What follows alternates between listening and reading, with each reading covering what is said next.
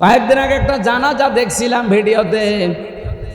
এই বাংলাদেশের সুদর্শন পুরুষ নামে একজনের নাম শুনেননি? ও যদি সুদর্শন পুরুষ হয় আমি কি? ও কি জানো নাম? ওর অ্যাডলফ। আমি মনে করছিলাম অ্যাডলফ হিটলার মনে হয়। এই শয়তানের জানাজার নামাজে আমি দেখলাম ও বাবা মারা গেছে, জানাজা পড়ছে, এইভাবে তুলে দাঁড়িয়ে আছে। এখন যে কোনো দেখি সালাম ফেরান লাগবে তাও জানে না। অ্যাডলফের মতো সন্তান আপনি জন্ম দেন, ও যতই সুদর্শন পুরুষ হয়ে বাংলাদেশ কাঁপিয়ে যাক, আল্লাহর কসম কিছুদিন পরে দেখবেন তার মাকে বৃদ্ধাশ্রমে রেখে এসেছে। পাবনা জেলার ঈশ্বরদী থানার অন্তর্গত এটা ফরিদপুর গ্রামবাসী ও যুব সমাজের উদ্যোগে ফরিদপুর পশ্চিম পাড়া শাহজামাল ভাইয়ের বাড়ি ও নিকড়হাটা রোড সংলগ্ন মাঠ প্রাঙ্গণ মোলাডুলি এলাকায় তাফসিরুল কোরআন মাহফিলের স্বনামধন্য সভাপতি জনাব মকবুল হোসেন কাজী দামাত বারকাতুহুমুল আলিয়া। কত দূর মোলাডুলি? 1 কিলো। সম্মানিত পরিচালক, আপনাদের এলাকার একটা পরিচিত মানুষ জনাব মোহাম্মদ ধনু খান। এ নাম পাল্টাতে বললাম না সেদিন আপনার? ধনু একটা নাম হইল, এ তো উচ্চারণ করাও লজ্জার ব্যাপার। আমার মনে হয় যে দৈন্তন্যয় হস্য যদি কেটে দেওয়া যায়, তো এই নামটা আপনি পাল্টিয়ে রাখবেন, ভালো অর্থবোধক নাম রাখবেন। কিয়ামতের দিন যেন আল্লাহ সবার সামনে আপনাকে ডাকতে পারে। এখন যদি বলে ধনু খান, একটা কথা। এতক্ষণ যারা কথা বললেন বিশিষ্ট ইসলামী চিন্তাবিদ মুফাসসিরে কোরআন মাওলানা বুরহানুদ্দিন রব্বানী, আলোচনা রেখেছেন মাওলানা মনিরুল ইসলাম দামাত বারকাতুহুমুল আলিয়া, বলেন আমিন।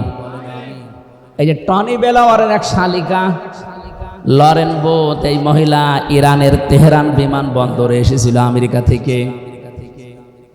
মহিলা আসার পরে একজন মুসলমানের কাছে কোরআন শরীফ নিয়ে 53 জায়গায় লাল দাগ দিয়েছে। সংবাদ সম্মেলন করে বলছে আমি 53 জায়গায় ভুল পেয়েছি। কি চেষ্টা করে তারা বলেন তো?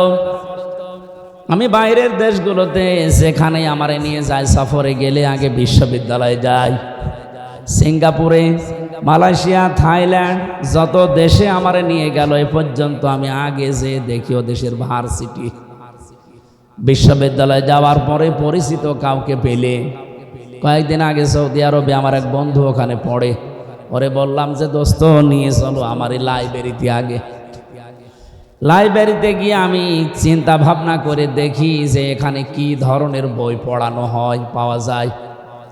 আমার কুষ্টিয়া বিশ্ববিদ্যালয় যে লাইব্রেরি, আমার হয় 2 মিনিটে ঘুরে শেষ করে দেওয়া যাবে।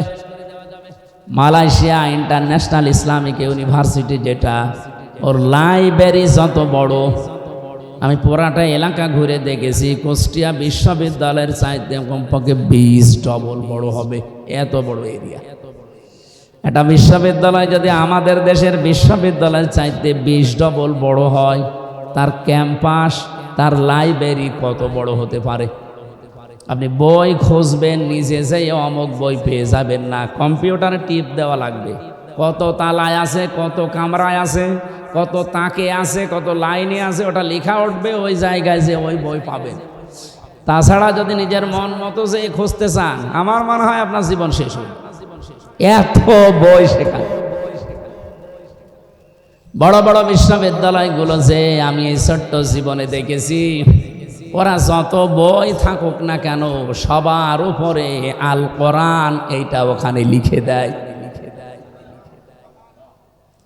যে সমস্ত দেশে মুসলমান কম, যেমন সিঙ্গাপুরে 100 জনের মাত্র 5 জন মুসলমান, 95 জন সেখানে কাফের, বিভিন্ন জাতির লোক আছে, মুসলমান না। থাইল্যান্ডে ওই রকম মুসলমান হয়তো 2-3%, বাকি সবগুলোই তারা কাফের।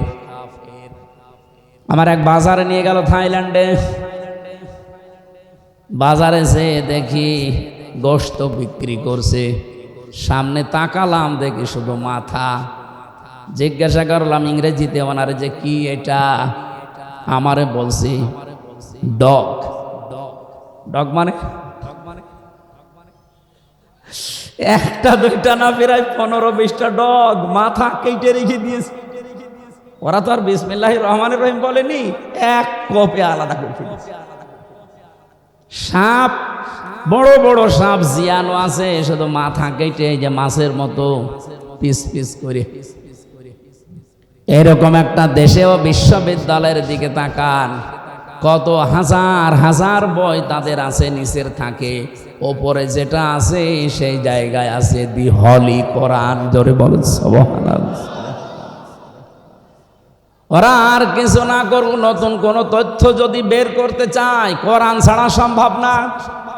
কিয়ামত পর্যন্ত পৃথিবীতে যত রকমের বিজ্ঞানী আসবে, সে আস্তিক হোক আর নাস্তিক হোক, কিছু যদি নতুন দুনিয়াকে দিতে চাই, মাস্ট বি তাকে কোরআনের কাছে ভিক্ষা চাওয়া লাগবে।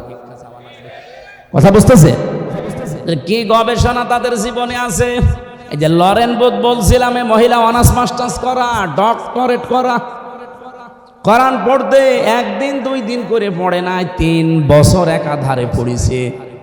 আর আমার মতো আনাকম জানাকমও পড়ে নাই, পড়েছে একেবারে বুঝে বুঝে।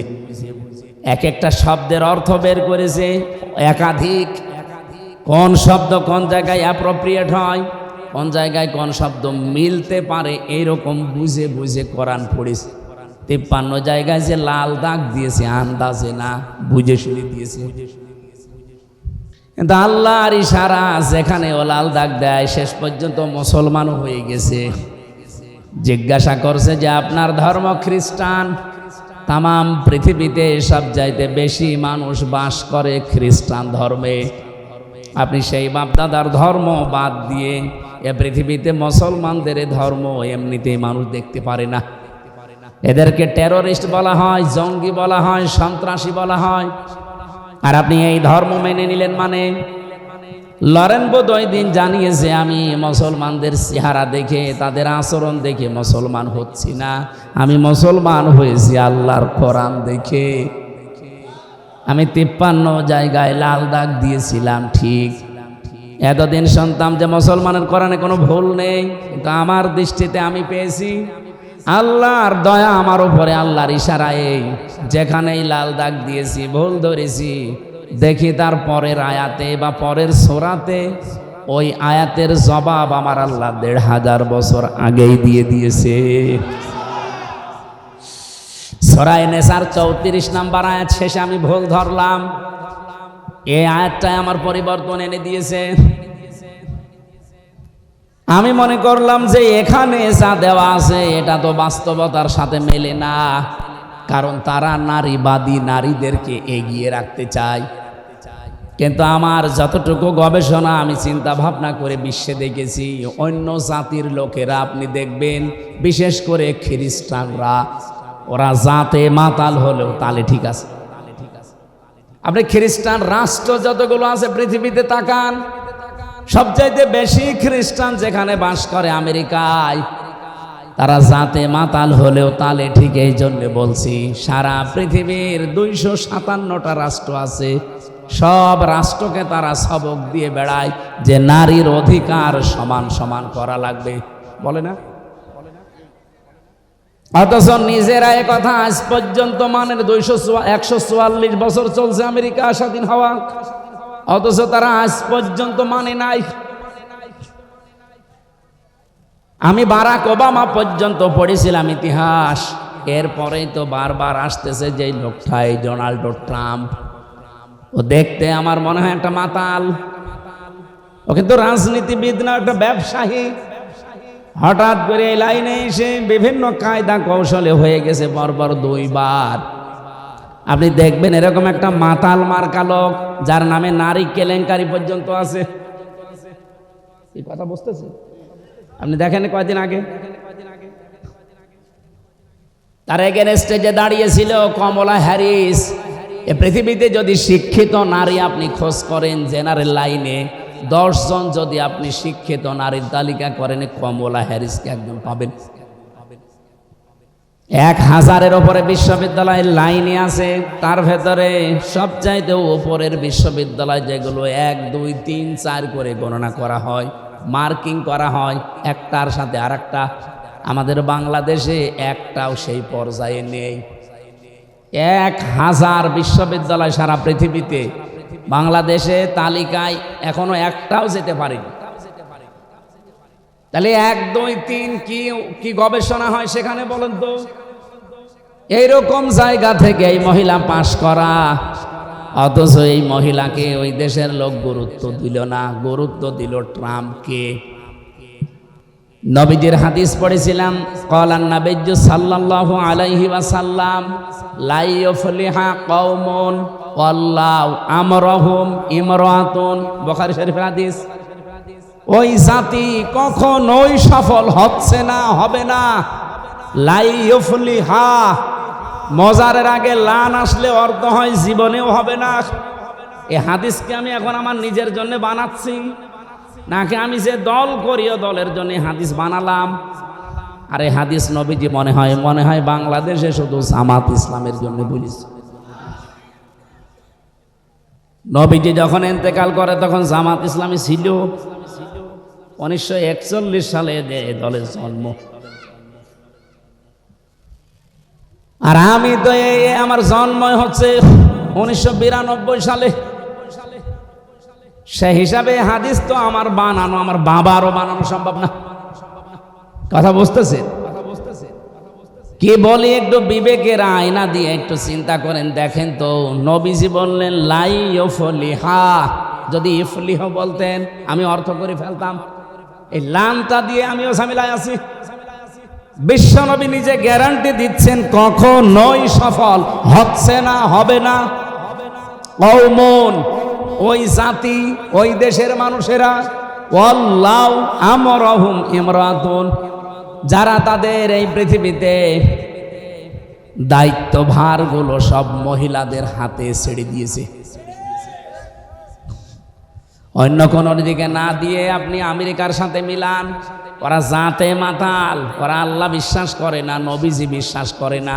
কিন্তু এই কথাটা দেখেন পঙ্খানু 144 বছর মেনে চলছে।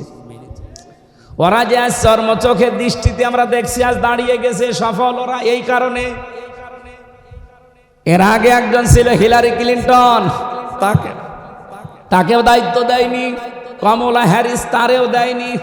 মাতাল, মদ খায়, তাতে কি আছে, তারে দেন। কিন্তু পুরুষ মানুষ, ওরা নবীর কথা মেনে আজ দাঁড়িয়ে যায়। আর আমরা আজ 54 বছরের ভেতরে অর্ধেকই গেছে আমাদের সব সিদ্ধান্ত মেয়েদের উপরে। আপনি উল্টা দিকে না গিয়ে আমার ওপর রাগ করে লাভ আছে? হাদিসটা তাহলে বাদ দিয়ে দেন। আজকে সিদ্ধান্ত নেওয়া যায় না হাদিস শোনার পর যে জীবনে যতদিন বেঁচে আছি কোনো মহিলার পেছনে থাকবো না। ঠিক মানে তো শুধু সামিয়ানার নিচে ওয়াজ তো হয়ে গেছে, আবার কি ওয়াজ করবে? এইটা যদি আমরা এবার মেনে নিতে পারি, সত্যি সত্যি ইসলামকে আপনি দেখতে পাবেন এবার কোরআন দিয়ে দেশ চলছে। কোন মহিলা আমার সামনে আসতে পারবে না, আমার সামনে পুরুষ মানুষ আসুক। এখন যদি মানে মেয়েদের ছোট করলেন, আপনি কি আল্লাহ রাসূলের চাইতে মেয়েদেরকে বেশি ভালোবাসেন?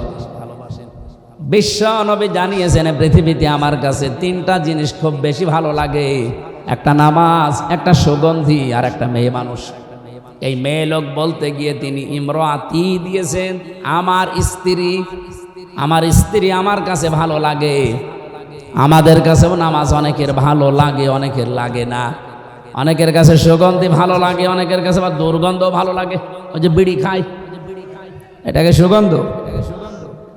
অনেকের কাছে স্ত্রী ভালো লাগে, নিজেরটা বাদ দিয়ে অন্যেরটা। না এই এলাকায় সব নেই আছে। মানে এই যে পরকীয়া প্রেম করে কারা, পরকীয়া প্রেম যারা করে এরা কি নিজের বর সাথে না অন্যের বর সাথে? আমার ভাইরা, এই জন্য আল্লাহ রাসূলের চাইতে বেশি মর্যাদা আপনি জীবনেও দিতে পারবেন না মহিলাদেরকে। আন্দাজে যা বলছেন ওটা আপনার নিজের স্বার্থে, দলীয় স্বার্থে। যে কথা বলছিলাম, এই যে এই মহিলাটা খ্রিস্টান সবচাইতে বেশি পৃথিবীতে, তারপরেও তিনি যখন বলেন, আমি দেখলাম যে আমার নিজের ভুলই ধরা পড়ে যাচ্ছে একটা একটা করে। এই সেই আয়াতটাই বলছিলাম, সূরা নিসার 34 নম্বর আয়াত, আর রিজালু কাওয়ামুনা আলান নিসা। আমি পুরুষদেরকে বানিয়েছি অভিভাবক আর মেয়েদেরকে বানিয়েছি তাদের আজ্ঞাবহ। কিন্তু আজ আমাদের দেশে অনেকে সিস্টেম পুরা উল্টিয়ে ফেলেছে। মেয়ে লোক এখন রাজমিস্ত্রি আর আমরা যোগাইলে। স্বামী এখন অধিকাংশ পরিবারে আর স্বামী নেই, মানে হুকুমের দাস হয়ে গেছে।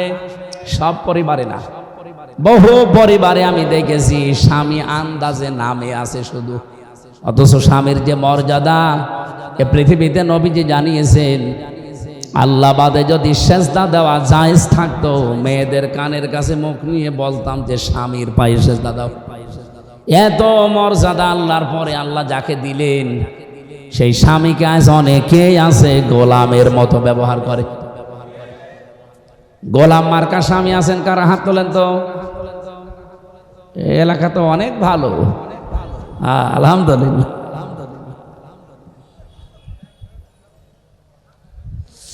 আমার ভাইরা, বিশ্বনবী যে জানিয়েছে এই পৃথিবীতে সবচাইতে বেশি আল্লাহ পাক খুশি হন ওই সময় যখন তিনি কোনো ঘরে মেয়ে পাঠান, নারীকে দেন। কন্যা সন্তান যখন কোনো ঘরে পাঠান তখন তিনি বেশি আনন্দ পান, খুশি হন। আমি যে কথা বলতে চাই আয়াত দিয়ে, বিশ্ব নবীকে আল্লাহ যদি সিবিয়ান না দিয়ে, রেজাল না দিয়ে সিবিয়ান দিতেন, আমরা তো আর কোরআন নিয়ে পড়ে থাকি না। যারা ভুল ধরার চেষ্টায় আছে অহরহ, তারা এই আয়াতি ভুল বের করতো যে মোহাম্মদ নাকি ছোট শিশুদের পিতা না। তাহলে এই যে তাহের, আবুল কাসেম, ইব্রাহিম, এগুলো কি? এরাও তো ছোটবেলায় মরে গেছে। আল্লাহ এমন শব্দ চয়ন করেছেন এই জায়গায়, সিবিয়ান দেননি, দিয়েছেন রেজাল।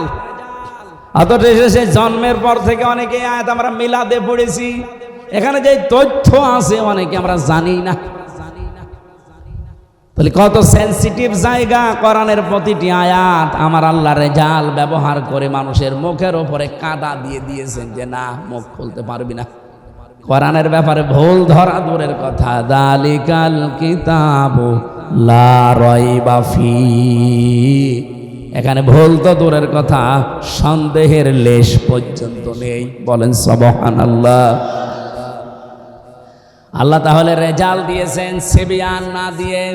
তিনি প্রাপ্তবয়স্ক কোনো পুরুষের পিতা ছিলেন না দুনিয়ায়, পিতা ছিলেন শিশুদের। ছোট বয়সে তার ছেলেগুলো সব বিদায় নেয়। যতগুলো সন্তান তার দুনিয়ায় বেঁচে ছিল, মুরব্বী পর্যন্ত হয়ে গেছে অনেকে, সেগুলো সব মেয়ে।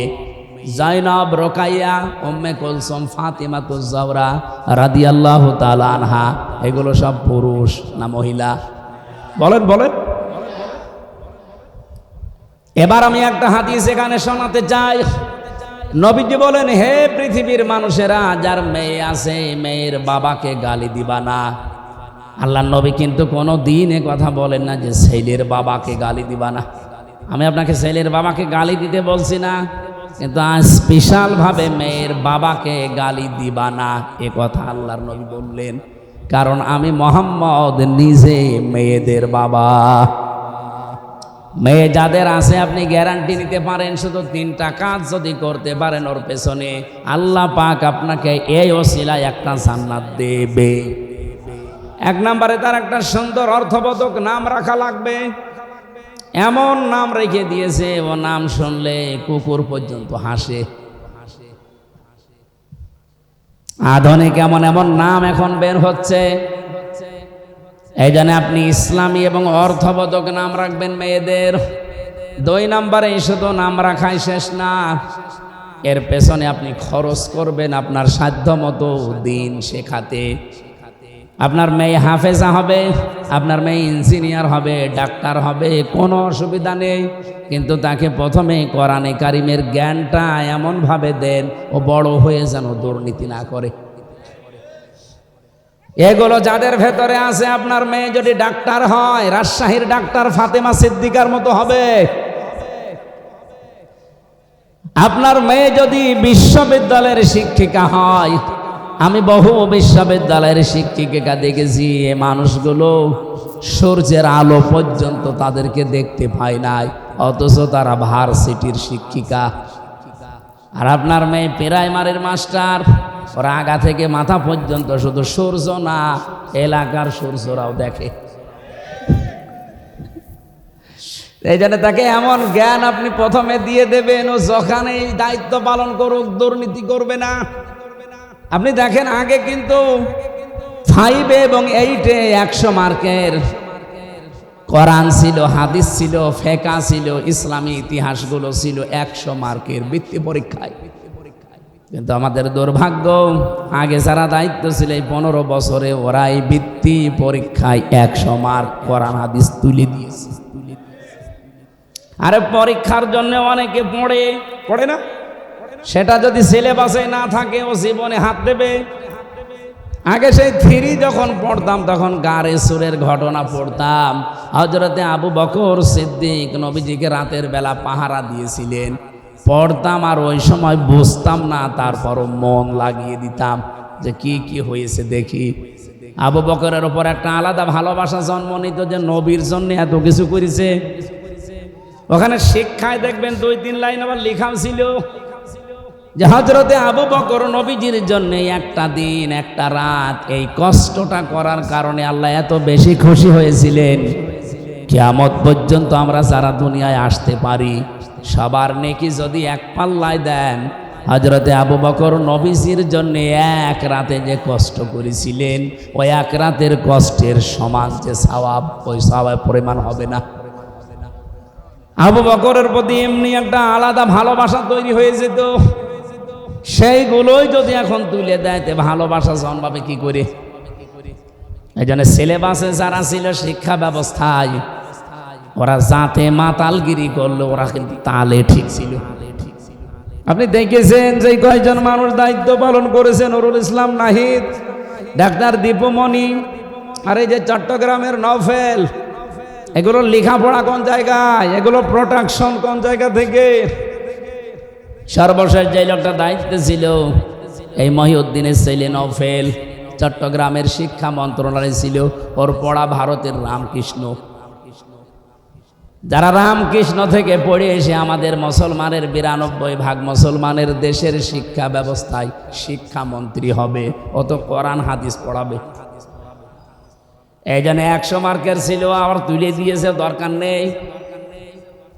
আমরা চাই আবার এই দেশে সকালবেলা ফজরের পরে কোরআনের আওয়াজ বিভিন্ন ঘর থেকে আসতে থাকবে।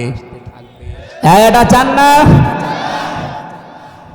খালি আসলে আজকে আসার পরে প্রায় 4-5 জন বাচ্চা এসে বসে মাথায় হাত দেন, দোয়া করেন। কি দোয়া করবে? বাচ্চাগুলো খারাপ হয় ওই সময় যখন মায়ের পেট থেকে দুনিয়াতে আসে, কারণ এই 10 মাস 10 দিন মায়ের পেটে থাকাকালীন ও অনেক কিছু ওখান থেকে নিয়ে আসে। বিজ্ঞান এখন প্রমাণ করছে 6 মাস যখন মায়ের পেটে মানুষের হয়ে যায় তখনও দুনিয়ার কথাবার্তা শুনতে পায়। এখন 6 মাস আপনার স্ত্রীর পেটে সন্তান বয়স হয়ে গেছে, আপনার স্ত্রী বসে বসে এমন সিরিয়াল দেখতেছে যার ভেতরে শুধু আল্লাহ রসুলের কথা। ওইটা দেখে আর ওর ভেতর থেকে তো সব শুনতেছে, ওইটা প্র্যাকটিস করে, আসার পরে ঠিক ওইটাই আচরণ করে। বলেন দোয়া চাই আমার কাছে, হুজুর দোয়া করেন আব্দুল কাদের জেলানির মতো ছেলে চাই। আব্দুল কাদের জেলানি এমনি হবে? সম্মানিত মা বোন যারা এসেছেন, শুধু ওয়াজ শুনতে আসা না, এখন থেকেই পরিবর্তনের নিয়ত করে বাড়ি যাবেন। হযরতে আব্দুল কাদের জেলানি রহমতুল্লাহ আলাইহি সেই মায়ের পেটে এসেছিলেন, আপনি সেই মায়ের জীবনী পড়ে দেখেছেন কোনোদিন? আমি কারাগারে থাকতেই 3 বছরে গুরুত্বপূর্ণ যে বইগুলো পড়ে শিক্ষা নিয়েছি তার অন্যতম প্রোডাক্টিভ মুসলিম, কারাগারে রাত দিন। আর এই যে আব্দুল কাদের জেলানি রহমতুল্লাহ আলাইহির জন্ম, এত সুন্দর করে সেখানে শিক্ষামূলক বিষয়গুলো তুলে এনেছে। সন্তান পেটে রাখা অবস্থায় যদি ওগুলো পড়তো তাদের ঈমানও বৃদ্ধি হতো জাইনাব আল গাজালির মতো। আব্দুল কাদের জেলানির মায়ের নাম ফাতেমা, এই মেয়েটার মতো আমাদের মেয়েদেরও মায়েদেরও ঈমান মজবুত হতো। বাসর রাতে স্বামীকে ডাক দিয়ে বলছে, স্বামী দাঁড়ান, আপনি আমার কাছে আসা থেকে একটু বিরত থাকেন। আমার বাবা কিন্তু আপনাকে বলেছিল আমি নাকি অন্ধ, আমি নাকি বোবা, আমি নাকি ন্যাংড়া। আর ঠিক বলেছে আমার বাবা। আপনি যে বাসর রাতে আমার কাছে আসতে যে ফিরে গেলেন ভয়তে, আপনি বিয়ের আগেই তো শুনেছিলেন যে আমি অন্ধ, অথচ আমার চোখ এখন ভালো। আপনি শুনেছিলেন যে আমি নাকি ন্যাংড়া, অথচ আমি হাঁটতে পারি। আপনি শুনেছিলেন আমি কিছু শুনতে পাই না, কালা, অথচ আমি আপনার কথা শুনতে পাচ্ছি। আপনি শুনেছিলেন আমার বাবার কাছে আমি বোবা, কথা বলতে পারি না, অথচ আমি আপনার সাথে টকিং করছি। আমার বাবা যা বলেছে সত্য বলেছে, এই কারণে আমি যখন প্রাপ্তা বয়স্ক হয়েছি, তার মানে মেয়েরা প্রাপ্ত বয়স্ক হয় ওই সময় যখন তাদের শরীর খারাপ হয়। কথা বুঝতেছে? মেয়েরা যারা এসেছেন সম্মানিত মা বোনেরা, আপনাদেরকে বলছি, একটা মেয়ে মানুষ ওই পর্যন্ত প্রাপ্ত বয়স্ক হয় না, প্রাপ্তা। মেয়েদেরকে প্রাপ্তা বলা হয়, পুরুষ প্রাপ্ত। যতক্ষণ তাদের মাসিক না হয় বা ওই শরীর খারাপ না হয়, যখন শরীর খারাপ হয়ে যাবে, সে 9 বছরে হোক, 12 বছরে হোক, 15 বছরে হোক, যখনই শুরু হবে ওই দিন থেকে শুরু করে জীবনে আর কোনো দিন আপনি ওই মাসে 3 দিন, 5 দিন, 7 দিন বাদ দিয়ে নামাজ বাদ দিতে পারবেন না। এই মাসলাটা বুঝেছেন কিনা বলেন? তাহলে মেয়ে লোকের নামাজ ফরজ হওয়া যেদিন শরীর খারাপ হয়েছে ওই দিনের পবিত্র হওয়ার পর থেকে, তার শরীর খারাপ হওয়ার পর থেকে নামাজ শুরু। হ্যাঁ, প্রতি মাসে মাসে আপনি 3 দিন, 7 দিন, 10 দিন পর্যন্ত নামাজ না পড়ে থাকতে পারবেন যখন শরীর খারাপ থাকবে। তো শরীর ভালো হয়ে গেলে বাকি সময় কোনো দিন আপনি আর নামাজ বাদ দিতে পারবেন না। অনেকের মেয়ের হয়তো 10 বছর, 12 বছর, 13 বছরে শরীর খারাপ হয়, কিন্তু বাবা তো আর জানে না, মা তো এই বিষয়গুলো জানে।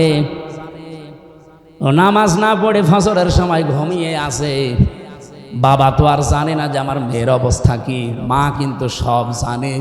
বাবা যে ডাক দিয়ে বলবে যে ফরজ নামাজটা পড়ে ঘুমা, বলতেও পারে না।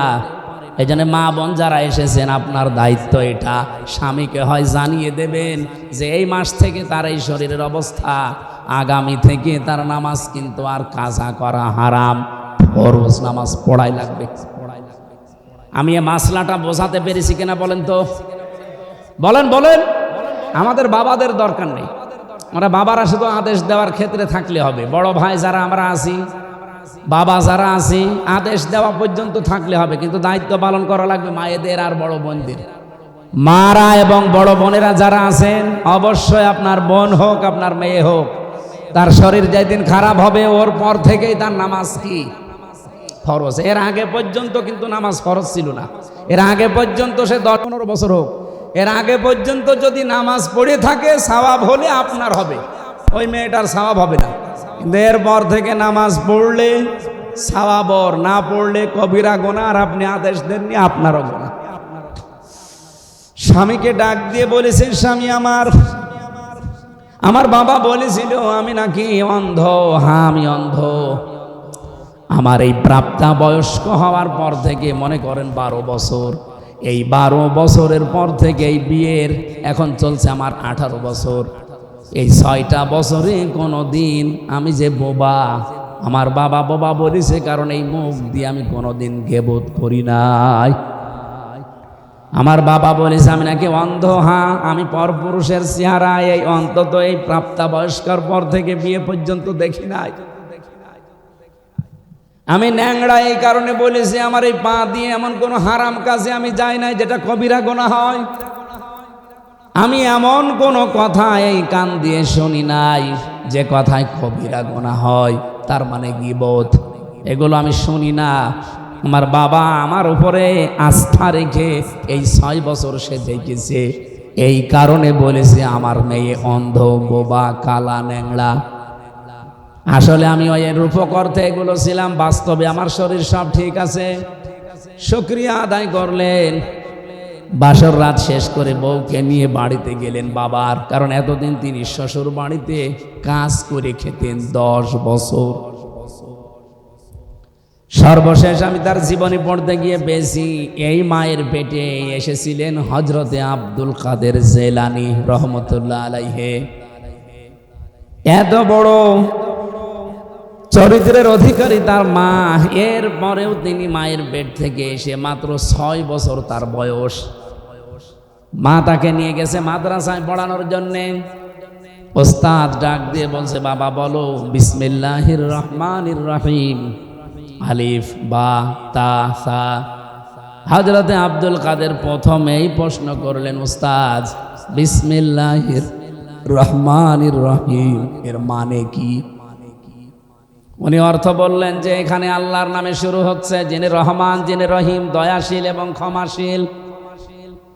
আলিফ বা তা সা। উনি বললেন এর অর্থ বলেন। ওস্তাদ বলছে আলিফ বা তা সার কোনো অর্থ নেই। আব্দুল কাদের বলে, হুজুর যে জিনিসের মানে হয় না, অর্থ হয় না, ওটা পড়ি আমি সময় নষ্ট করি না। ওস্তাদ চিন্তা করছে কি ছাত্র পেলাম। বলছে তুমি জানো আলিফের মানে? যা জানি, আমি মায়ের কাছ থেকে শুনেছি। কি আলিফের মানে? আমি এতদিন ছাত্র পড়াই, আমি জানি না। তোমার মা কি বলিয়েছে দেখি বলো তো। উনি আলিফ দিয়ে শুরু করলেন আয়াতুল কুরসি। আল্লাহু লা ইলাহা ইল্লা হুয়াল হাইয়ুল কাইয়্যুম। তেলাওয়াত করতে করতে প্রায় 18 পারা পর্যন্ত তিনি পড়েছিলেন। আয়াতুল কুরসির ভেতরে আমার আল্লাহর 10টা ক্ষমতার কথা আছে, তিনি ব্যাখ্যা পর্যন্ত মায়ের কাছে পড়েছিলেন, শুনেছিলেন। এগুলো শুনলেন, বললেন ওস্তাদকে। ওস্তাদ কাঁদতে কাঁদতে বেহুশ হয়ে গেছে। হোশ ফেরার পরে ডাক দিয়ে বলছে কি? মা কয় তোমার? পর্দার আড়াল থেকে মাকে জিজ্ঞাসা করলেন, আপনি এই ছেলেকে মনে হয় কোনো জায়গায় পড়িয়েছেন, এখন নিয়ে এসেছেন আমার কাছে পরীক্ষা করার জন্যে? মা বলছে না, এই প্রথম নিয়ে আসলাম। কি বলেন? আপনার এই ছেলের তো আল্লাহর পরিচয় ব্যাপক আয়ত্ত আছে, এমনকি কোরআনে কারিমের 18 পারা পর্যন্ত তার প্রায় মুখস্থই করা আছে। বয়স মাত্র 6 বছর। কয় বছর? 18 পারা মুখস্থ হয়েছে 6 বছরের বাচ্চা। তার মানে আমার মেজো মেয়েটা এখন 6 বছর ফারিহা, এতটুকু বয়সে কোরআন মুখস্থ করে ফেলেছে প্রায় 18 পারা। কথা শোনার পরে মায়ের তো আনন্দ করার কথা, খুশি হওয়ার কথা। মা আমার কান্না আরম্ভ করলেন। ওস্তাদ কান্নার আওয়াজ শোনার পরে জিজ্ঞাসা করেন, আপনি কাঁদেন কেন? আপনার তো সৌভাগ্য।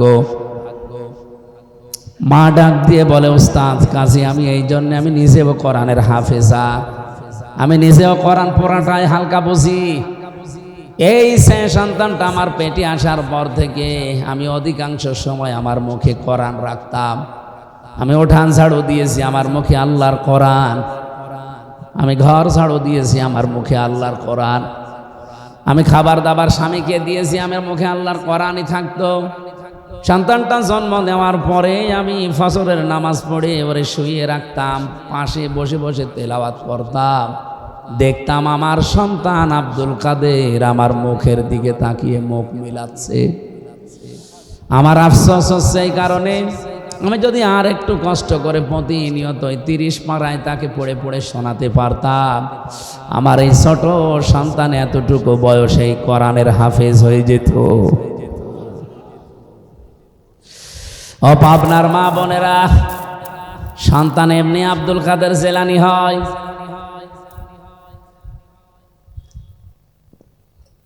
এই জন্য আমি যেটা বোঝাতে চাচ্ছিলাম, কন্যা সন্তান এই পৃথিবীতে মানুষকে আমার আল্লাহ দিয়ে তিনি নিজেই আরশে বসে বসে আনন্দ করেন, আর তিনি নিজেই খুশি হন। আপনি যখন এই মেয়েটার সুন্দর একটা অর্থবোধক নাম রাখার পর তার পেছনে খরচ করবেন সাধ্য মতো, মনে করবেন এটা আমি আল্লাহর রাস্তায় সাদগা করছি। কোন ছেলের পেছনে খরচ করলে সাদগা হয় এটা আমি পাইনি, কিন্তু মেয়েটার পেছনে যদি খরচ করেন, তাকে দিন শিক্ষা দেন, 3 নম্বরে তাকে সৎ পাত্র দেখে পাত্রস্থ করেন, নবীজি বলেন কিয়ামতে আল্লাহ যখন আমারে জান্নাতে দেবে তিনি এইভাবে দেখিয়েছিলেন, পাশাপাশি আমার পাশে ওই মেয়েটার দায়িত্বশীল মা বাবা আমার সাথে থাকবে। এই জন্য অর্থবোধক নাম রাখবেন মেয়ের, এমন নাম রাখবেন না যেটা শুনলে কোনো অর্থ পাওয়া যায় না। সেদিন একটা দোকানের নাম তার মেয়ের নামে দেখলাম মাহিদা। মাহিদা মানে বিভিন্ন জায়গায় আমি দোকানের নাম সাইনবোর্ডে দেখি ফুলজান স্টোর, অথবা লেখা আছে আসিয়া স্টোর। না, আইন সাদিয়া, আসিয়া শব্দের শাব্দিক অর্থ অবাধ্য, আর হামজা দিয়ে আসিয়া মানে বাধ্যগত বান্দি, সৌভাগ্যশালী। তাহলে আসিয়া না আসিয়া? আসিয়া হামজা দিয়ে। খালি উচ্চারণের ভেতরে পার্থক্য হয়ে গেলে দেখেন অর্থ আকাশপাত পাল্টিয়ে গেছে। আসিয়া মানে সৌভাগ্যশালী, আর আসিয়া মানে অবাধ্য। ফুলজান মানে ঘুনিয়ে ধরা। ওরে মাহিদা রেখেছে, জিজ্ঞাসা করলাম মাহিদা স্টোর কি? বলে আমার মেয়ে হয়েছে, তার নামই আমি দোকান দিয়েছি। খুব ভালো লেগেছে নামটা আমার। কোথায় পেয়েছেন? মাহিদা। আচ্ছা, কোরআন শরীফ পড়তে গিয়ে পেয়েছি বিসাল মাহিদ, মিহাদ। এই মিহাদ থেকে শেষে আবার জবর দেওয়া আছে। আমরা বললাম মেহাদ মানে জানেন? মেহাদ মানে জাহান্নামের নিকৃষ্ট স্থান। কোরআন শরীফ পড়ে নাম পালাম, তাও 2 নাম্বার নাম। নাম পাল্টাবো, নাম পাল্টিয়ে এখন আমি তারে দিয়েছি জামিলা লিখবেন। জামিলা মানে আপনার মেয়ে যেহেতু সুন্দরী, আপনি মেহাদ না দিয়ে দিবেন জামিলা মানে সুন্দরী। সুন্দর একটা অর্থবোধক নাম রাখার পরে এই মেয়েটাকে যদি আপনি সাধ্য মতো খরচ করে তাকে দিনের শিক্ষা দিয়ে, দুনিয়ার শিক্ষা দিয়ে, সাত একটা পাত্র দেখে পাত্রস্থ পর্যন্ত করে দিতে পারেন। কোরআনে কারিমে আল্লাহ যেখানে জন্মের কথা দিয়েছেন দেখবেন আগে মেয়ে লোকের নাম দিয়েছেন। ইয়াখলুকু মা ইয়াশা ইয়াহাবু লিমান ইয়াশাউ ইনাসা ওয়া ইয়াহাবু লিমান ইয়াশাউ যুকুর। আল্লাহ পাক ইয়াহাবু লিমান ইয়াশাউ ইনাসা দিয়েছেন। ইনাসুন মানে মেয়ে লোক, কন্যা। ও পাবনাবাসী, আল্লাহ ছেলের নাম দিলেন না কেন? আল্লামা আলুসি রুহুল মান, রুহুল মাহানি, রুহুল বায়ান এই তাফসিরের ভেতরে তিনি ব্যাখ্যা করতে গিয়ে লিখেছেন আল্লাহ পাক সবচাইতে বেশি ভালোবাসে মেয়েদেরকে, এই জন্যে তিনি মেয়ে দিয়ে আরম্ভ করেছেন আয়াতটা। জোরে বলেন সুবহানাল্লাহ। তাহলে আল্লাহ সবচাইতে বেশি খুশি হন, আনন্দ পান দুনিয়াতে ওই সময় যখন কারো ঘরে মেয়ে আসে, কন্যা সন্তান আসে। কিন্তু দুনিয়ার মানুষ এইটাই খুশি না বেজার? আমরা ইনশাল্লাহ খুশি হব মেয়েদের এই হকগুলো আদায় করার মাধ্যমে। জান্নাতুল ফেরদাউস পর্যন্ত আমরা যেন যেতে পারি, বলেন আমিন। রবিউল আউয়াল মাস আসলে আমরা যেহেতু নবী নিয়ে পাগল হয়ে যাই, সেই নবীকে নিয়ে একটা আয়াত পড়েছি মাত্র, সূরা আরাফ 157 নম্বর আয়াত। এখানে প্রায় কমপক্ষে 13টা জিনিস আছে। প্রথম 4টা 3টা পরিচয় দেওয়া আছে নবীজির, এরপরে 6টা কাজ করা লাগবে আমাদের।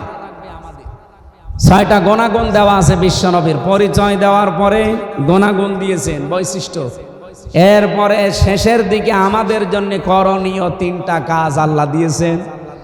এই 3 3 6 আর ওদিকে 6, কত বলেন বলেন? শেষের শব্দটা সৌভাগ্যশালী হওয়ার জন্য আপনাকে মাস্ট বি দুনিয়ায় এই 12টা কাজ করা লাগবে। রবিউল আউয়াল মাস যেহেতু এসেছে, আমরা এই আয়াত থেকে নবীজির মাধ্যমে কিছু নিতে চাই। আল্লাহ যেন আমাদেরকে সহজে অল্প সময়ে কিছু নেওয়ার সুযোগ দান করেন, বলেন আমিন। সূরা আরাফ কোন সূরা বলেন তো? আরো জোরে বলেন, কোন সূরা? আরাফ। 206টা আয়াত আছে, মাত্র এক আয়াত পড়েছি, 157 নাম্বার আয়াত। নামকরণ বলছি আগে। আপনারা কি বিরক্ত হচ্ছেন নাকি? যারা কি চলে যাচ্ছে এরা কি?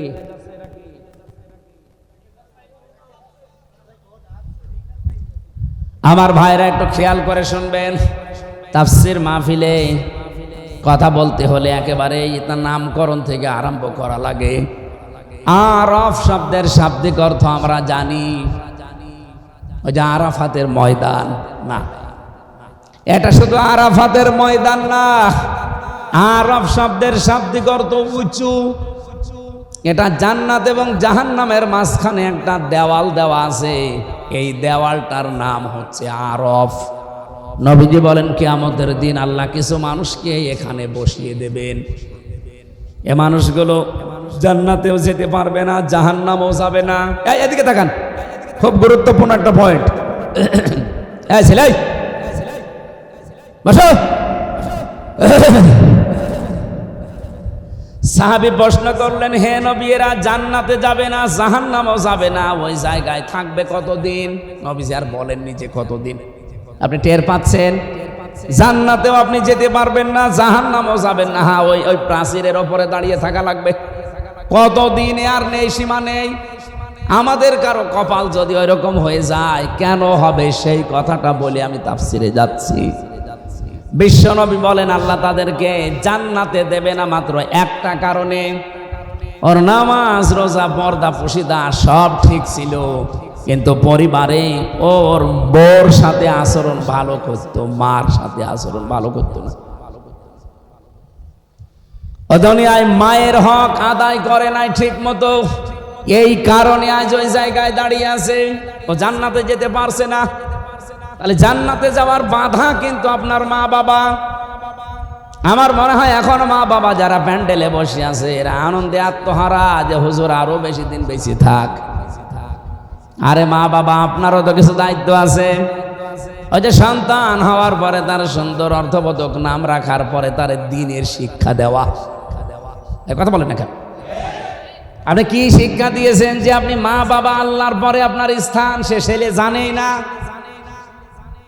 কয়েকদিন আগে একটা জানাজা দেখছিলাম ভিডিওতে, এই বাংলাদেশের সুদর্শন পুরুষ নামে একজনের নাম শুনেননি?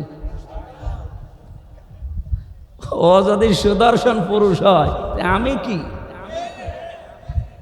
কি জানো নাম ওর? অ্যাডলফ।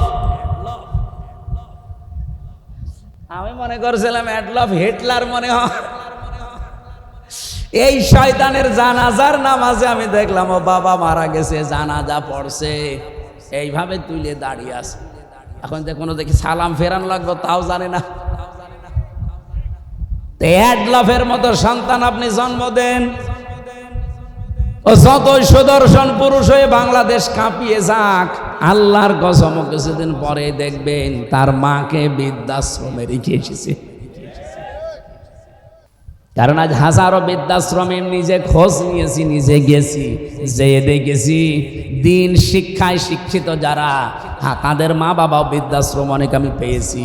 এটা শুধু ওই ছেলেটার কারণে না, এটা হচ্ছে তার বউর কারণে। অধিকাংশ 100-90 জন মা বাবা যারা আজ বৃদ্ধাশ্রমে থাকে তাদের খোঁজ খবর নিয়ে পাশে বসে কথা শুনলে দেখবেন চোখের পানি ফেলতেছে, হাও মাও করে। আমি যে কিশোরগঞ্জে পেয়েছিলাম, কিশোরগঞ্জ থানা, ওইটা হচ্ছে নীলফামারী জেলা। আমি যে দেখলাম দুই পাশে মা আর বাবা বসে আছে, প্রায় 25 জন 50 জন। একজনের কাছে একটু মাথা কাজ করে বললাম, কি বাড়ি কোথায়, কি করেন, কেন এখানে এসেছেন? হাও মাও করে আমার হাত চেপে ধরে হাও মাও করে কাঁদতেছে এই বাবাটা আর মা। বলছে, একজন বলছে আমার 2টা ছেলে থাকে, একটা আমেরিকায় আর একটা ইংল্যান্ডে, আর একটা ছেলে আমার এদেশে আছে, সে বড় ডাক্তার। 3টা ছেলে প্রতিষ্ঠিত। আমার ছেলেদের আমি দোষ দেই না, সেরকম দোষ হচ্ছে আমার বৌমাদের। ওরা এমন ভাবে কড়াকড়ি করে, শেষ পর্যন্ত বাড়িতে 5টা রুম আছে, একটা রুমে আমাদের এই বুড়ো বুড়ির জায়গা হয় না, টাকা পয়সা পাঠাই এই বৃদ্ধাশ্রমে আজ পড়ি আছে। আমি অনেক দিনের শিক্ষায় শিক্ষিত মানুষের মা বাবাকেও পেয়েছি। সত্যি কথা বলবো তো অসুবিধা কি? আমার গায়েও পড়তে পারে, পড়ুক, কিন্তু তারা শুধু দায়ী না। যে সমস্ত মাওলানা বলেন এই দিন শিক্ষায় শিক্ষিত ভাইরা তাদের মা বাবাকে বাধ্য হয়ে রেখে এসেছে শুধুমাত্র তাদের পরিবারের সন্তান আর বউর কারণে। আমি এক কলেজের অধ্যাপককে দেখেছিলাম, সে দিনের শিক্ষায় শিক্ষিত আবার জেনারেল, কিন্তু মাকে যখন বৃদ্ধাশ্রমে রেখেছে প্রায় 3 মাস হয়ে গেছে, খোঁজ খবর মাঝে মাঝে নিতে যায়। আর আজকে কর্তৃপক্ষ তারে খবর দিয়েছে যে আপনার মা মনে হয় বাঁচবে না, সর্বশেষ আপনি একটু শেষ দেখা করেন। উনি যে দেখি হাওমাও করে কাঁদছে মায়ের পায়ের কাছে বসে। ওর মা বলছে, কান্না বন্ধ কর, আমার সময় আর বেশি নেই, আমি মনে হয় বিদায় নেব। তবে তোর একটা কথা বলি, আমি যখন মারা যাব তখন তুই আমার মাথার উপরে যে ফ্যানটা আছে এটা ভালো না, ঘোরে না। এই কথা বলে কারা এখানে? আশ্চর্য তো, মানুষ কথা শুনছে আর ওরা কথা বলছে মানে। এই কমিটিতে যারা আছেন আপনারা নিজের নীরবে ঠিক করেন। মঞ্চের পেছনে কারা, ওরা কারা? কান ধরে 2-1টা করে দেন, দিয়ে এখান থেকে বিদায় করে। মা ওরে বলছে ফ্যানটা পাল্টিয়ে দিবি। এ কথা বলতে বলতে দেখলাম জিজ্ঞাসা করছে কান্না জড়িত কণ্ঠে, মা কেন? কেন মানে? আমি তোর তোর ছোটবেলা থেকে পর্যন্ত মানুষ করে দেখেছি, তুই তো গরমে থাকতে পারিস না, তুই যে ফ্যানটা আজ 3 মাস আমার মাথার ওপর এটা ঘোরে না, তুই আমার সাথে শেষ বয়সে যা করলি আমার মনে হচ্ছে কিছুদিন পরে তোরে এখানে আসা লাগবে। তোর তো ফ্যান ছাড়া ঘুম হবে না, তোরে আমি খুব ভালোবাসি, আগে থেকে সতর্ক করলাম, ফ্যানটা পাল্টিয়ে নতুন ফ্যান আগে লাগিয়ে দিস, তোরই ভালো হবে। এ কথা বলে ওর মা মরে গেল। আমার বলছে হুজুর মন খারাপ, আমি দেখতে গিয়েছিলাম ওটা ওই চট্টগ্রাম বিভাগে। মন খারাপ করবেন না, আমার ওপরে আপনি গালি দিয়েন না, রাগ করেন না, এ দোষ শুধু আমার একা না, আমিও আপনার মতোই দিনী শিক্ষায় শিক্ষিত, আমি কলেজের অধ্যাপক, আমি জেনারেল থেকে অনার্স মাস্টার্স করেছি, আমার 2টা ছেলে মেয়ে আছে, আমার মা 3 মাস এখানে পড়ে আছে, মাঝে মাঝেই মাকে আমি খরচ দিয়ে যাই, কিন্তু সাধ্য মতো দিতে পারি না। বউ আমারে বলেছে এই বুড়ি যদি বাড়ি থাকে তোমার ভাত আমি খাবো না। আমি তো বউকে তালাকও দিতে পারলাম না ওই বাচ্চা দুজন মুখের দিকে তাকিয়ে। শেষ পর্যন্ত মাকেই রেখে গিয়েছিলাম, আজকে মা আমার চিরদিনের মতো চলে গেল। আমার বাবা সেই ছোট্টবেলায় মারা গেছে, বহু কষ্ট করে এ পর্যন্ত আমি পৌঁছিয়েছিলাম। খুব অবস্থান ভালো না আমার, যাই আছে আমি চলতে পারতাম, কিন্তু আজকে আমি এমন একজনকে হারালাম যে দুনিয়ায় আমার নাম ধরে ডাকবে সেরকম মানুষ এখন আর নেই।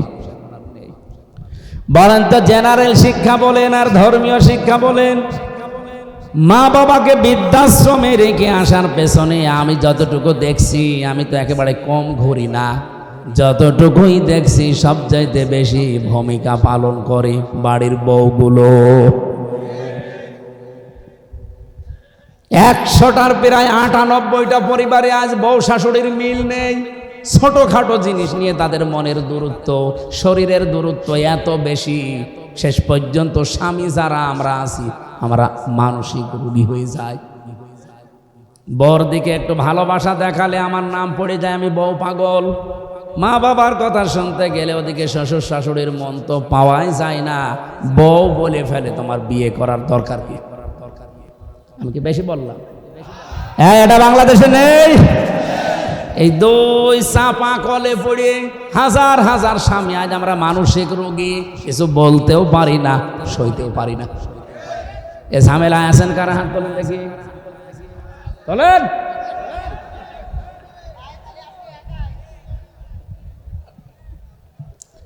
এটা রেকর্ড হচ্ছে, সারা বাংলাদেশে যাচ্ছে, পেছনে যারা মেয়ে লোক বসে আর অত শুনছে, সারা পৃথিবী এখন ছড়িয়ে যাচ্ছে। হাতে পায়ে ধরে মাদেরকে বলছি, বিশেষ করে বউদেরকে বলছি, আল্লাহর কসম আপনি জান্নাতে যেতে পারবেন না যতক্ষণ শ্বশুর শাশুড়িকে নিজের মা বাবার মতো মনে না করবেন। আরে নিজের মা বাবাও তো আপনার কাছে থাকলে জীবনও আপনি এরকম ঝাড়ি দিতে পারবেন, এরকম মন খারাপ করতে পারবেন। 24 বছর, 25 বছর, 28, 30 বছর পর্যন্ত হামজার পেছনে এই মেয়ে লোকটাই শ্রম দিয়েছে নিঃস্বার্থভাবে। এই পুরুষ লোকটাই রোদে পুড়ে পুড়ে পিঠের চামড়া কালো বানিয়ে ফেলেছে এই হামজার জন্যে। আর আপনি 3 কথায় এসে 3 দিনে আপনি পাল্টিয়ে গেলেন। আপনি নিজের শুধু ক্ষতি করছেন না, এই স্বামীর মন থেকে তো উঠে যাচ্ছেনই। আপনি দেখবেন স্বামীরা সবচাইতে জড়ানো জিনিসকে বেশি ভালোবাসে। আরে পৃথিবীতে সবচাইতে বেশি আমরা পুরুষ যারা আছি, আল্লাহর কসম আমি কোরআন হাতে নিয়ে বলতে পারি, আল্লাহ রাসূলের পরে আমি সবচাইতে বেশি ভালোবাসি আমার মা আর বাবাকে। আর এই মা বাবার সাথে যে জিনিসে জড়িয়ে থাকে তাকেও বেশি ভালোবাসি। এই জন্য যদি স্বামীর মন পেতে চান, আপনি স্বামীর মা বাবার সাথে কন্যার মতো জড়িয়ে যাবেন, তাহলে এমনি আপনাকে মন থেকে ভালোবাসবে। কথা বলেন ঠিক কি না? আরো জোরে বলেন। আমার ভাইরা, বিশ্বনবী মুহাম্মদ রাসূলুল্লাহ সাল্লাল্লাহু আলাইহি সাল্লামকে আল্লাহ যেই কথাগুলো আমাদের মাধ্যমে এবার জানাবেন, সূরা আরাফ থেকে যেহেতু পড়েছি, আপনি আরাফ থেকে এই প্রাচীর নামক জায়গায় মনে করেন এখন দাঁড়িয়ে আছেন, আপনার বিচার চলছে। আপনাকে আল্লাহ জান্নাতে দিচ্ছে না শুধুমাত্র মায়ের কারণে, বাবার হক আদায় না করার কারণে। সাহাবী প্রশ্ন করলেন, হে নবী, আমার মা বাবার কারণে না আমি জান্নাত যেতে পারলাম না, জাহান্নামে আল্লাহ দিচ্ছে না কোন কারণে? এই বসেন বসেন, একটু একটু, এইটাই আমার মূল বিষয়, নাই তো আমি এই পয়েন্ট পর্যন্ত আসতাম না। এদিকে তাকান। সাহাবী প্রশ্ন করার সঙ্গে সঙ্গে নবীজি বললেন তাকে আল্লাহ জান্নাতে দিচ্ছে না মা বাবার কারণে, আর জাহান্নামে দিচ্ছে না, লোকটা আর যাই করুক দুনিয়ায় দিন কায়েমের জন্য চেষ্টা করতে। তাহলে দিন কায়েম করা এটা কিন্তু ফরজ, এটা নফল কাজ না। যত ফরজ আছে দুনিয়ায়, এই জমিনে আল্লাহর দিন কায়েম করা, নামাজ, রোজা, হজ, যাকাত, দান, সাদকা এর চাইতেও বড় ফরজ। কারণ দিন কায়েম না থাকলে আপনি নামাজের হক আদায় করে নামাজ পড়তে পারবেন না। দিন কায়েম না থাকলে আপনি যাকাত ভিত্তিক অর্থনীতি পাবেন না। দিন কায়েম না থাকলে আপনি পর্দাশীল মহিলা খুঁজে পাবেন না। এখানে কোরআনে কারিমে আমি যতটুকু স্টাডি করে দেখলাম, আমি তো সে ছোটবেলা থেকে এর সাথে লেগে আছি, আমার এই মাথার ভেতরে কোরআনের যতটুকু জ্ঞান আছে আমি দেখেছি সব ফরজের বড় ফরজ আল্লাহর জমিনে দিন কায়েম করা। আদম নবী থেকে আমাদের নবী পর্যন্ত কত লক্ষ নবী হতে পারে বলেন? আমি অন্তত ছোট জীবনে যত নবীর জীবনী পড়েছি, শুধু 2 জন নবীর জীবনী বাদ দিয়ে প্রত্যেকটা নবীর জীবনের শেষে পেয়েছি আন আকিমুদ্দিন, দিন কায়েম করো। একজন হযরত আদম আলাইহিস সালাম আর হযরত সুলাইমান নবী, এরা 2 জনে, আদম নবীর সময় তো মানুষজনই ছিল না, আর সুলাইমান নবী তার বাবার কাছ থেকে রাজত্ব পেয়েছিলেন, তিনি আর কি কায়েম করবেন?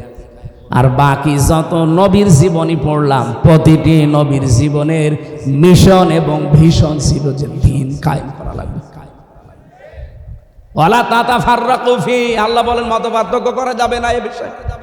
আপনি যা করেন করেন, আপনি তাবলীগ করবেন করেন, আপনি জামাত ইসলাম করবেন করেন, আপনি পীর মুরিদি করবেন করেন, জিকির করবেন করেন, দরবার খুলে বসে আছেন করেন, যা করবেন আপনার জীবনের যেন টার্গেটই থাকে যে জমিনের দিন কায়েম করা লাগবে।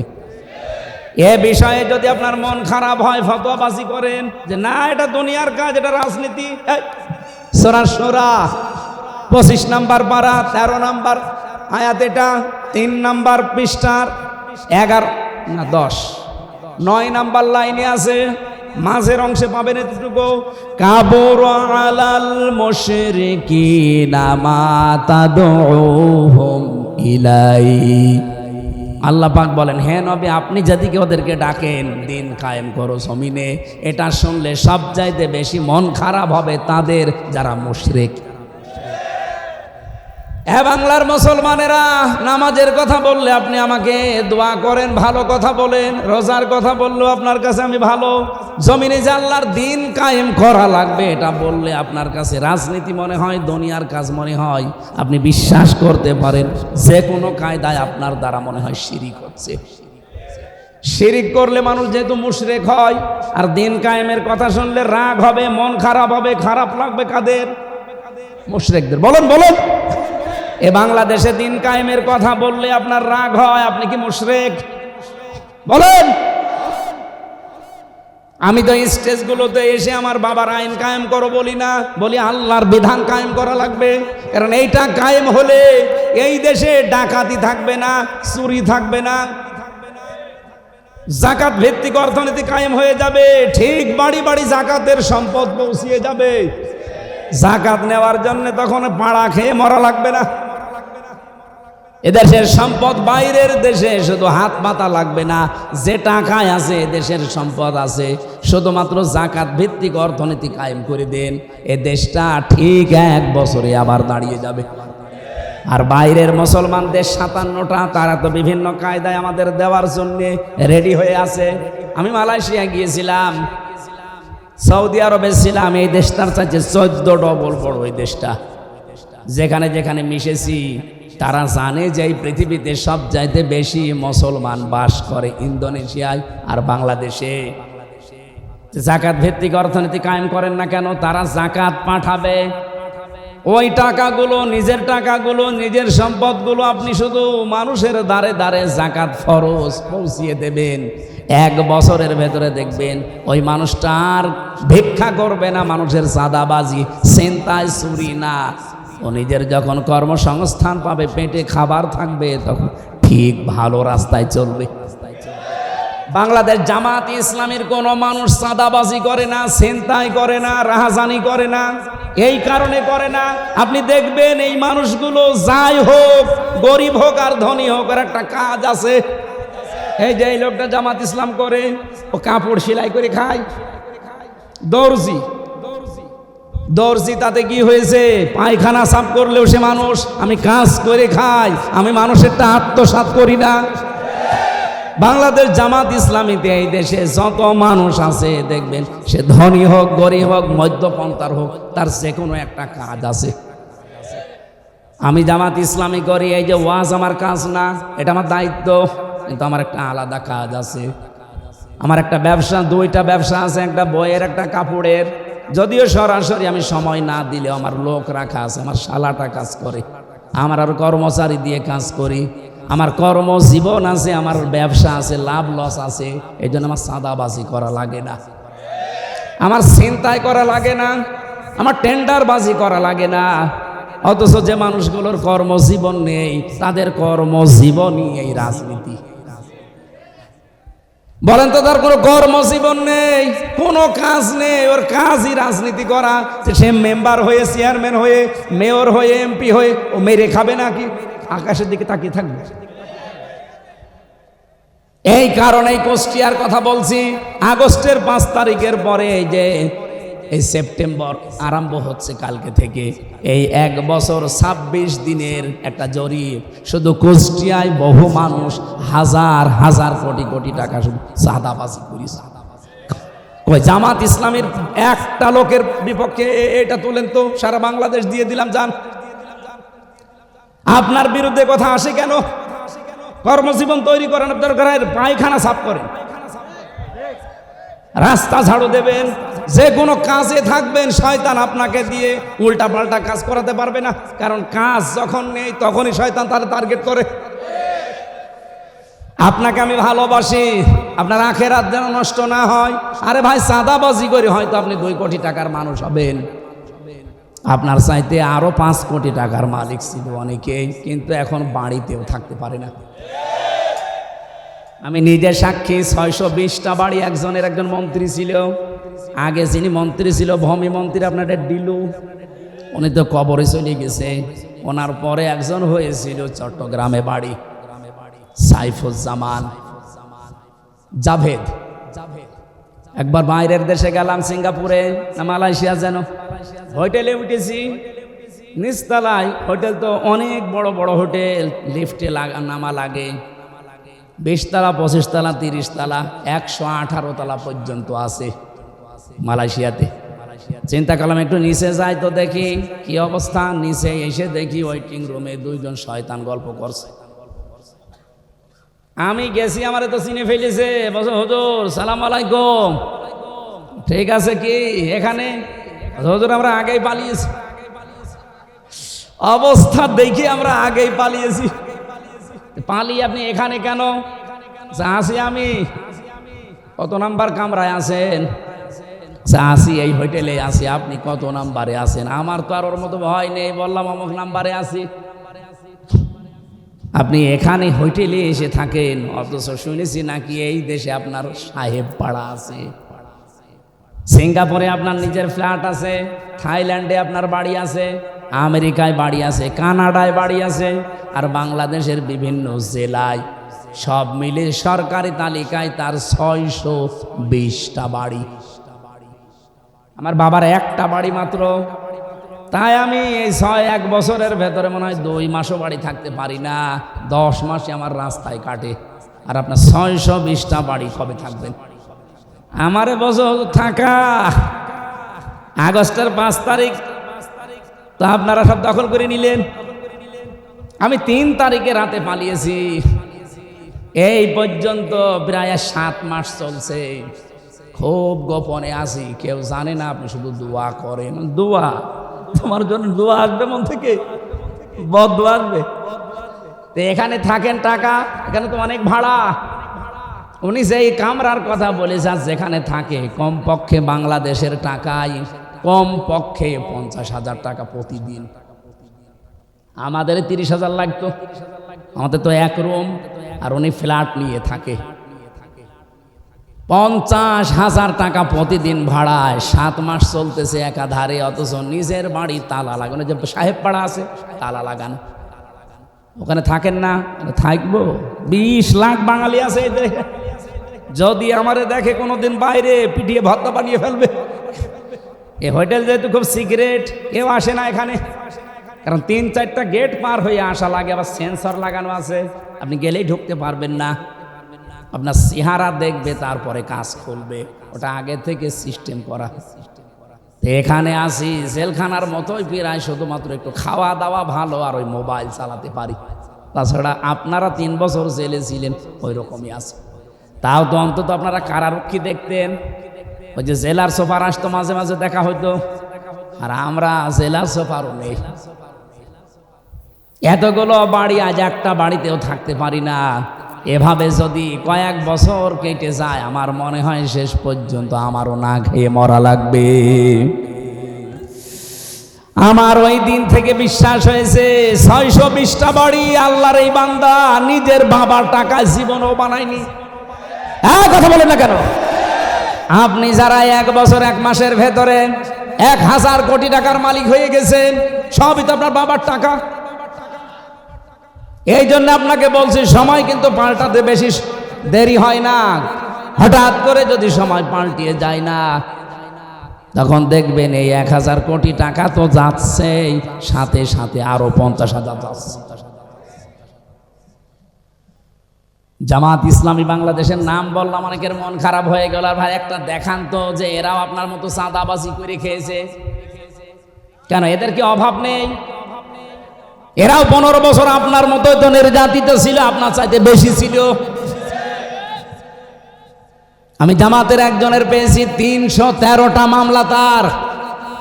আপনারও মামলা আছে 517টা পর্যন্ত আমি মামলা পেয়েছি এদেশে একজনের। আমি মাঝে মাঝে ভাবতাম, আল্লাহ 365 দিনে বছর শেষ, ওই একটা মামলার জন্য একটা করেও হাজিরা দেয়, 517টা কয় বছর হাজিরা দেবে? আমার মাত্র 2টা মামলা, তাই আমার হাজিরা দিতে দিতে জীবন শেষ হয়ে যাচ্ছিল। যদিও আমার মামলা এখন প্রায় সব খারিজ হয়ে গেছে। রাষ্ট্র আমাকে ঘোষণা দিয়ে জানিয়েছে যে আপনার সাথে এর কোনো সম্পৃক্ততা পাওয়া যায়নি, আপনি নির্দোষ। তা আমি যদি নির্দোষী হয়ে থাকি, 2 বছর 3 বছর আমার জীবন থেকে কেড়ে নিলেন, ওই জীবন সময়টা ফেরত দেন। হাসিনা আর যাই করুক না কেন, এই 3টা বছর অন্তত যে জুলুম করেছে, আমি খোলাখুলি বলছি, আল্লাহর কসম, কোরআন আমার সামনে, আমি কিন্তু জেলখানায় 20 সালের শেষের দিকে গেছি, এই 23 সালের শেষে বের হলাম 24 সালে। বলেন তো, এই 3 বছরের আগে আমার যতগুলো বক্তব্য, আমি জামাত ইসলামী বাংলাদেশকে শুধু সাপোর্ট করতাম, ভালোবাসতাম, কিন্তু এখন আমি অ্যাক্টিভ হয়ে কাজ করছি শুধু এই হাসিনার কারণে। আমি যাদের সাথে ছিলাম এই মানুষগুলোর অ্যাক্টিভিটিস দেখেছি, তাদের পড়াশোনা দেখেছি। বিশেষ করে আমিরে জামাত doctor Shafiqur Rahman, secretary general অধ্যাপক মিয়া গোলাম পরোয়ার, এই পাশের জেলা সিরাজগঞ্জ মাওলানা রফিকুল ইসলাম খান, ওই সাতক্ষীরার মাওলানা ইজ্জাতুল্লাহ, রংপুরের এটিএম আজহারুল ইসলাম, এদের সাথে ছিলাম আমি। এদের সাথে সেতে পড়েছি, বুঝেছি, এদের মতো কাজ করার চেষ্টা করতে করতে এখন আমি নিজেই অ্যাক্টিভ হয়ে গেছি। তাহলে মানে এই কাজটা করেছে আমার হাসিনা আপা। হাসিনা যদি আমার এইভাবে না দিত, আমি শুধু ওই অবিখা ওয়াজ করে খেতাম। যে কাবি খা আছে না, কাজের বিনিময় খাদ্য, আর আমারটা ছিল অবিখা ওয়াজের বিনিময়ে খাদ্য। আমি তো ওই লাইনে ছিলাম। হঠাৎ করে এভাবে কষ্ট না দিলে আমি তো অ্যাক্টিভ হতাম না। এই দিন কায়েম করা যে কত বড় ফরজ এটা আমি বুঝতামও না, শুধু পড়িয়ে যেতাম। এই আয়াত তো আমি সে জন্মের পর থেকেই পড়ছি। আমি যেদিন কায়দা পড়া শেষ করে কোরআন শরীফ ধরেছিলাম, পড়াটা শেষ করে এই আয়াত তো সেই দিন থেকে আরম্ভ করেছি, সেই 5 পাস করার পর থেকে। এতদিন পর্যন্ত তো এইভাবে বুঝতাম না যে কাবুরা আলাল মুশরিকিনা মা তাদউহুম ইলাই। হে নবী, আপনি যেদিকে মানুষকে ডাকেন যে দিন কায়েম করো, এটা শুনলে সবচাইতে বেশি খারাপ লাগবে মুশরিকদের।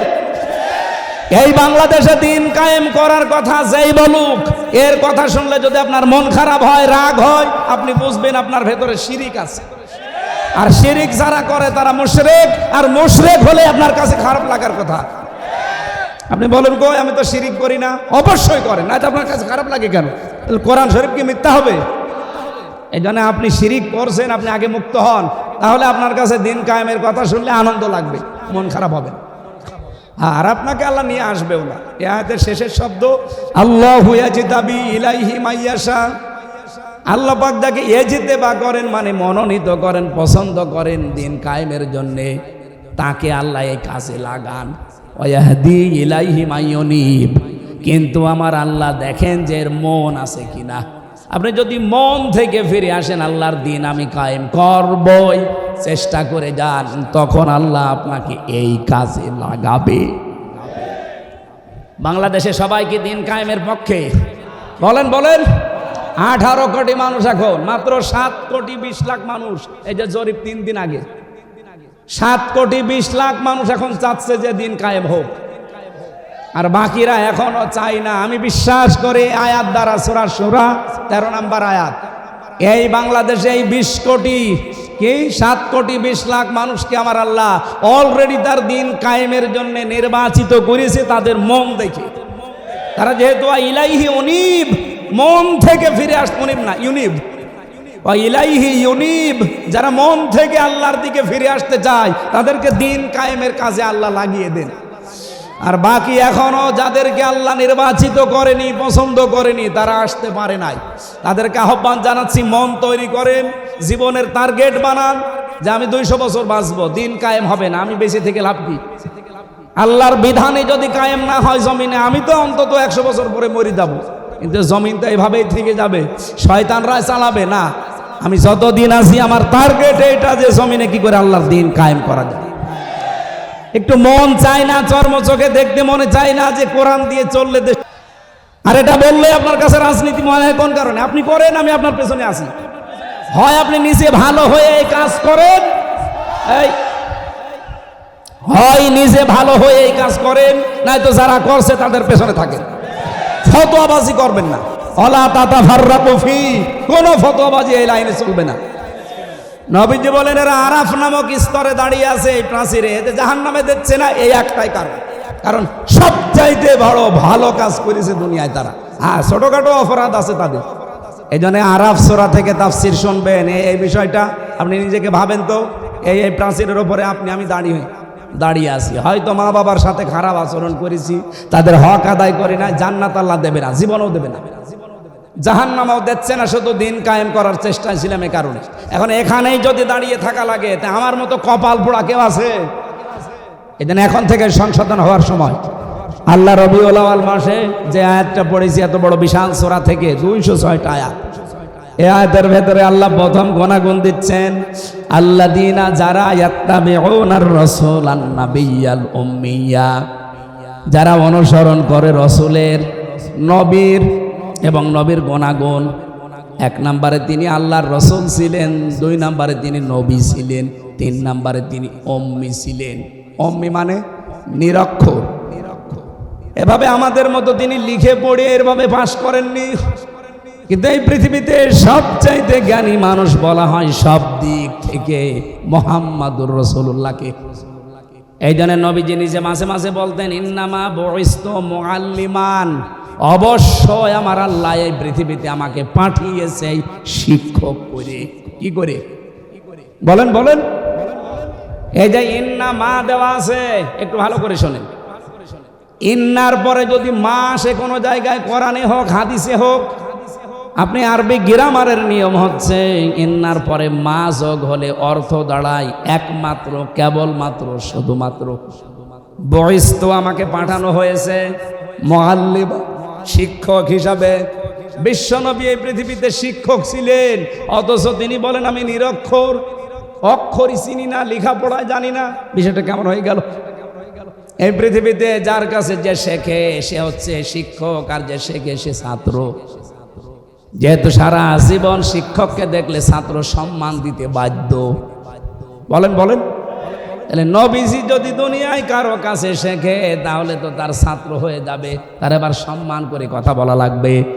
এজন্য নবীজির রওজায় লেখা আছে ওই সূরা হুজুরাতের আয়াতটা, লা তুকদ্দিমু বাইনা ইয়াদাইল্লাহি ওয়া রাসূলা লা তারফাউ আসওয়াতাকুম ফাওকা সাউতিন নাবিয়্যি ইলা আখিরি আয়াত।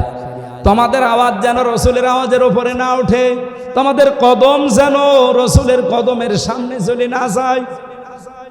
আমার ভাইরা, বিশ্বনবী মুহাম্মদ রাসূলুল্লাহ কাউকে সম্মান দেবে শিক্ষক হিসাবে, এটা মানায় না নবীজির জন্যে। আমার আল্লাহ এই জন্যে নিজে সরাসরি শিক্ষক হয়ে জিবরাইলের মাধ্যমে নবীজিকে শিখিয়েছেন। জোরে বলেন সুবহানাল্লাহ। তাহলে নবীজি যে উম্মি ছিলেন, নবীজি যে উম্মি ছিলেন এটা তার দর্শনীয় না, এটা তার একটা মর্যাদার পথিক, যে লেখাপড়া দুনিয়ার মানুষের কাছে না করেও তিনি মহান শিক্ষক।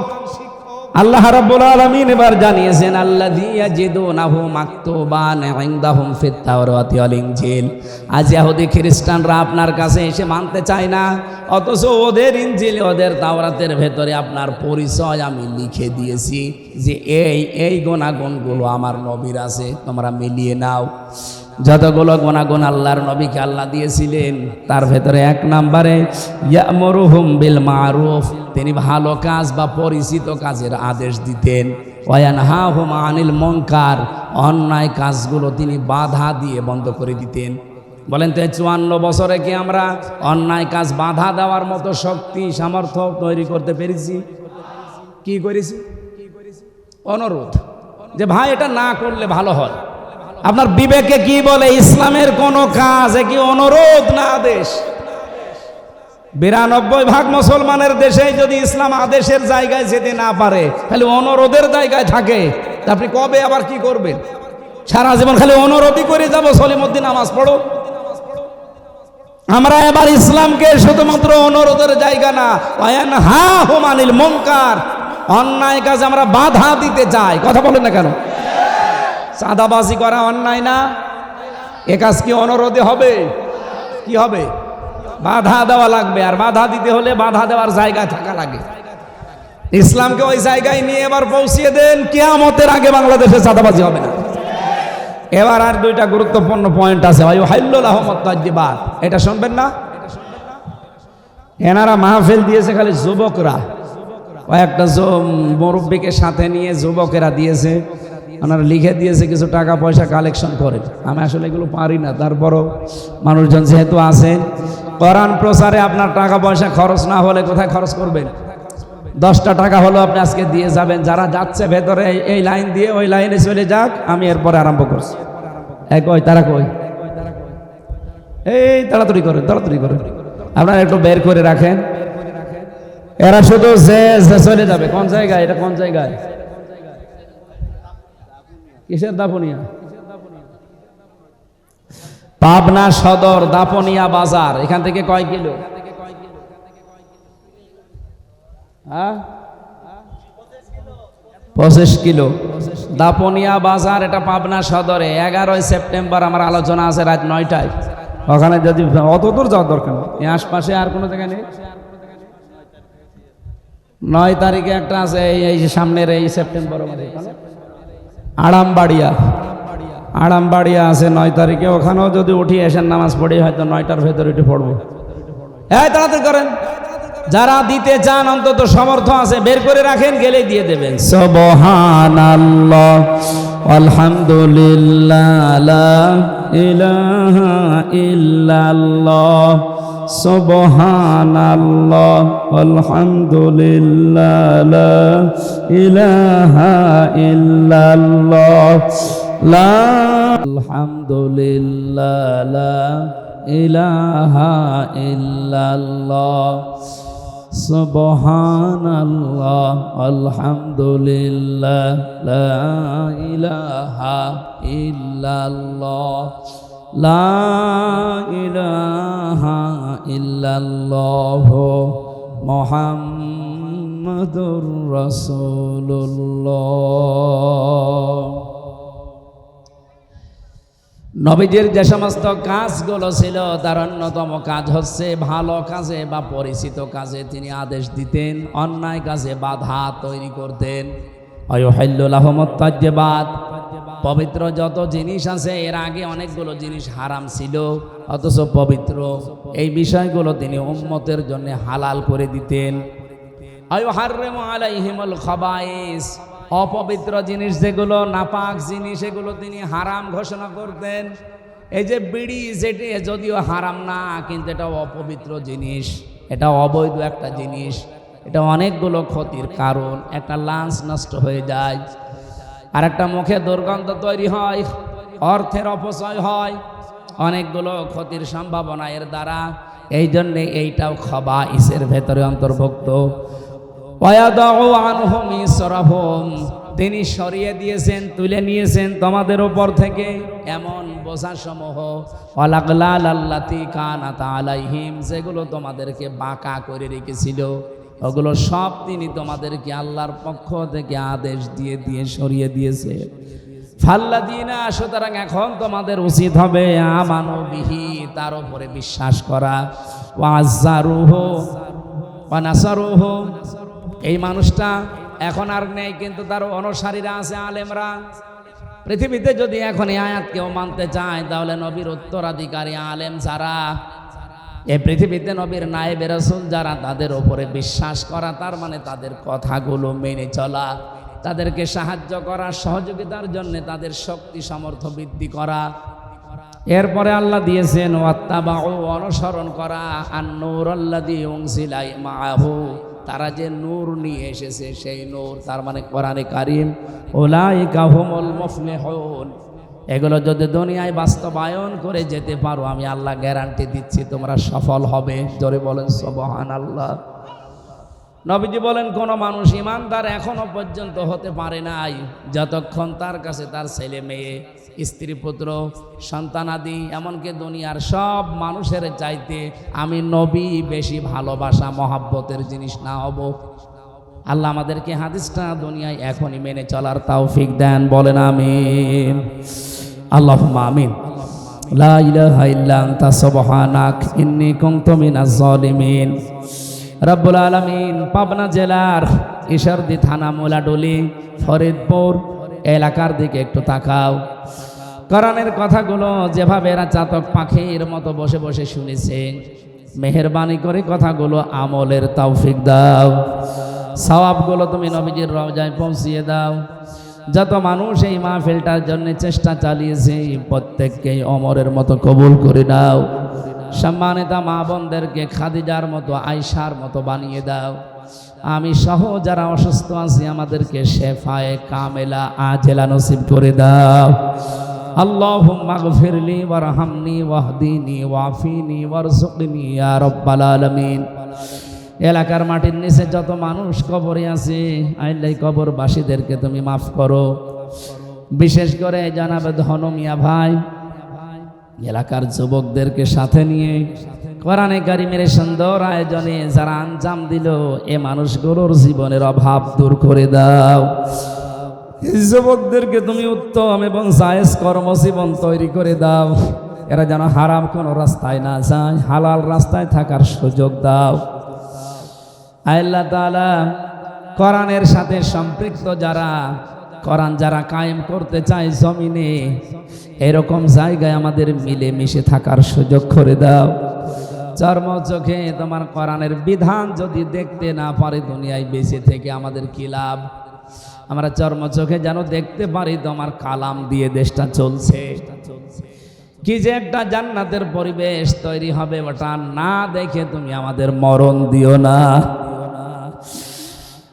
পৃথিবীতে বিভিন্ন দেশে আমি গিয়ে দেখেছি কোরআনের পূর্ণাঙ্গ আইন চলে না, যতটুকু চলে এর কারণে যে শান্তিতে তারা আছে। আমাদের দেশে পূর্ণাঙ্গ কোরআনের আইন চলার মাধ্যমে এই বাংলাদেশটা তুমি মেনে জান্নাত বানিয়ে দাও। বারাকাল্লাহু লানা ওয়া লাকুম ফিল কোরআনিল আযীম।